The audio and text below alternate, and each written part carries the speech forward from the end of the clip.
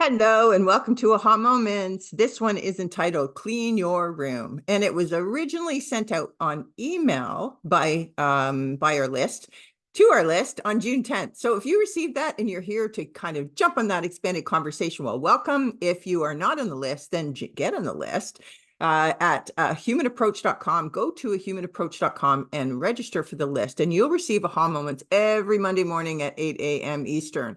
And if you jump into Human You, which is our membership program, then we have a live conversation about this every Tuesday at 11 a.m. Eastern. So you get to, we get to talk face to face and have some dialogue about what this aha moment means. In the meantime, please feel free to email me or put some comments in here, and as always, like, share, and subscribe. So thank you for that. I appreciate it. Now, what I'm going to do, you've had aha moments, right? I mean, we all have, right? Little ones, big ones. Sometimes they're just little glimpses and they kind of make you go, And other times they're big pivotal shifts that make you see things in a completely different perspective. And that's what the aha moments that I have been writing for 11 years, the Aha Moment Monday, is all about. It's about taking an everyday situation and putting a little shift on it and helping you to think differently and open your mind, open your perspective, and maybe, grow, do things a little bit differently, right? So we definitely want to be doing that on a regular basis, because if not, we're thinking the same way, we're allowing our programming to run the show, and we're not developing. So we're either growing or we're dying, right? So let's continue to grow. So here we go with Clean Your Room. I'm just going to call it up. I'm going to read it, and then we'll have a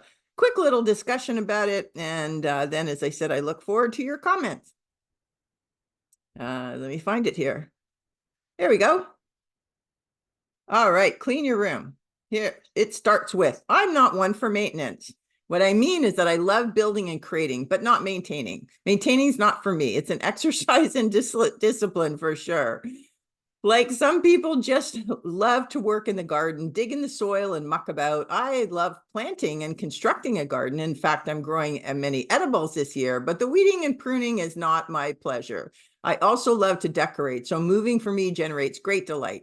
And while ongoing upkeep in my home is a given, I do it efficiently so I can get it done and go on to more constructing.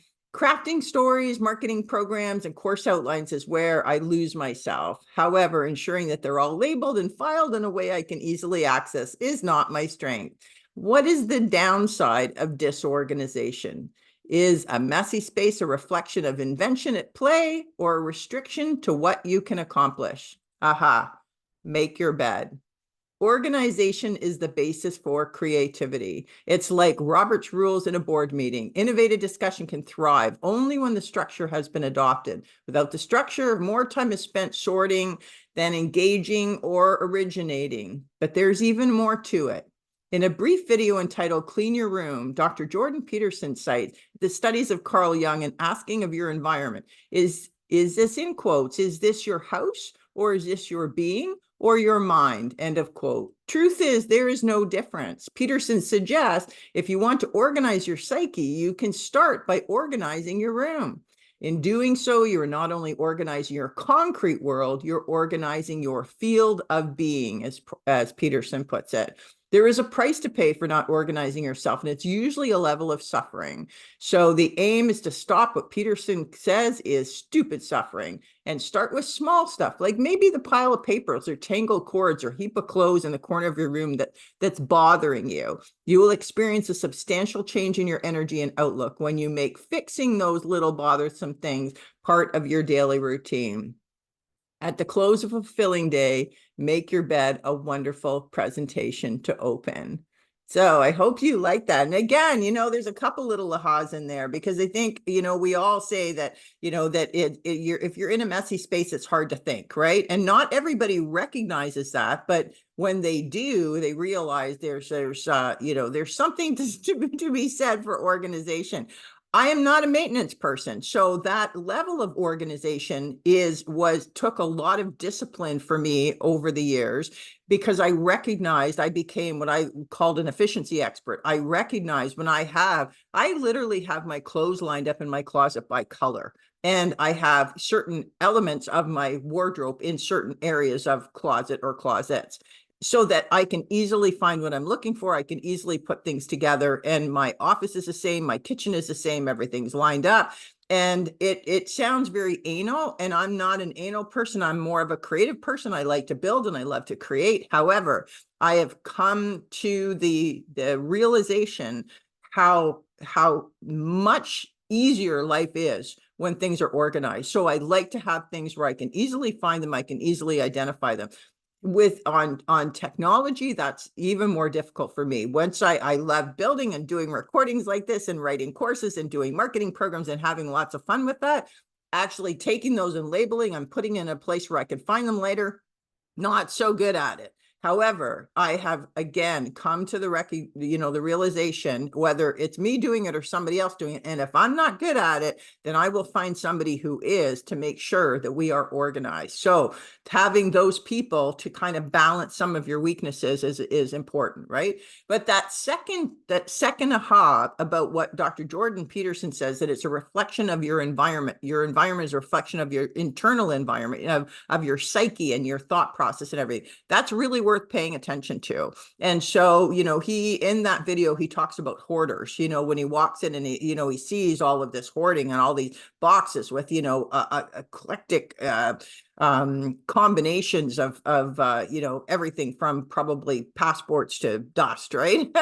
and he says, is this a reflection of your house, or is it a reflection of your internal environment, of your thought process, right? Of your psyche, who you are. So we need to take note of that. And when you walk into somebody's house, you probably get a pretty good picture of what their state of mind is, right? And it's not uncommon when people are busy is that, they do get a bit messy when they're busy, right? Because it's not necessarily priority to have everything in place all the time. And maintenance does take time and it does take effort. So even like my little garden that I planted, I used to have a much, much bigger garden. Now I have a smaller garden, which is more manageable for me. But when I had that bigger garden, I'll tell you, sometimes the weeds overgrew because I did not have the time, or it was not priority for me to weed that garden. However, I took elements, I brought in some people to help, and then I would put down some mulch and do some things to kind of help me so that I didn't have to spend as much time, maintaining that garden. However, it was worth it to have the flowers and the food and everything that came out of it, right? So, we need to look at all of those environments and from a terms of, efficiency and helping ourselves and in being able to be, not waste a lot of time. That's my big thing. I don't like wasting time. And to really have the time that we want. So many people say, I'm so busy and I don't have time for that and whatever. Well, it's all about priorities, right? Maintenance is a discipline, and it has to have a level of priority in your life to keep your mental state in good shape, right? That's, I think, the bigger picture here. Yes, from efficiency standpoint, but it is a reflection. So I know I've spoken to many people that, when they want to start in a project, they want to get going and have something, and all of a sudden, and I know I've done the same thing, they just stop and they go, I just have to clean my room. I just have to clean my space. I just have to stop everything and I have to get back to organizing. And what Peterson says, if we make it a routine, start with the small stuff. Start with the small stuff that bothers you. So it could be the pile of clothes. It could be the tangled cords. It could be, those stack of papers that you kind of, I don't even remember what's in that stack of paper anymore. When you go and you do those small things and you clean up those little corners, it releases you from a little bit of stress every time that you do that. Those things, even though you may not pay attention, you turn a bit of a blind eye, to an extent, they bother you. They will bother you because you don't have that clean, organized environment, right? So, so take some time to do that. So, and at whatever level works for you, right? That's the whole point. This is about evolving, and this is about being comfortable. This isn't about any drastic changes. This is about recognition. This is about, an aha moment. What does this mean to me, and how am I going to shift or change as a result, right? So I hope that's of value to you. And I really appreciate you coming on and sharing this conversation with me today. And as always, succeed deliberately.